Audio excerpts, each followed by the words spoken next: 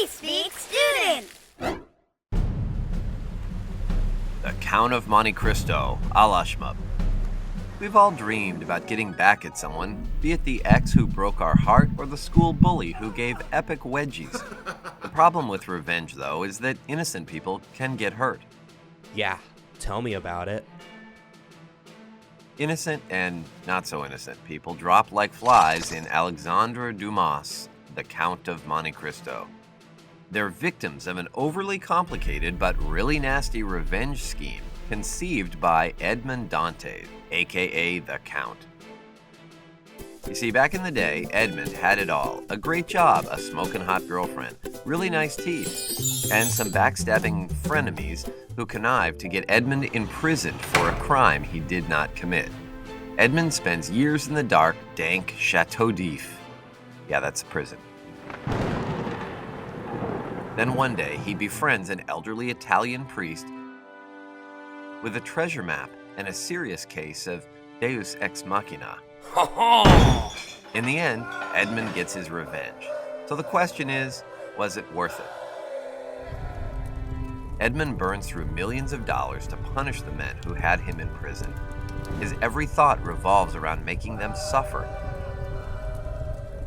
This is a man who is so wealthy that he could have bought a tropical archipelago and spent the rest of his days on the beach. Instead, Edmond chooses to avenge past wrongs. Edmond also completely loses his identity in his quest for vengeance. In order to get his revenge, Edmond becomes the mysterious, all-powerful Batman. Wrong story. We mean the Count of Monte Cristo. And then Edmond begins to lose his humanity as his plot moves forward. He ceases to care much about even the people he loves until it's almost too late. But Edmond's vengeance might be worth it because it's the only thing he wants. After all, 3 of the 4 men responsible for Edmond's imprisonment don't just disappear after they commit their foul deed. They become wealthy and famous. They practically buy baseball teams and drive Lamborghinis. There's no way Edmond was going to be able to move on until his frenemies were toast. They took everything from him, so Edmond returned the favor.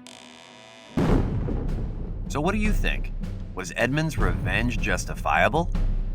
Did the cost of his vengeance mean losing his humanity?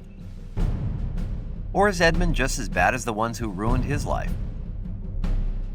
Shmoop amongst yourselves. Take that, cowardly pig.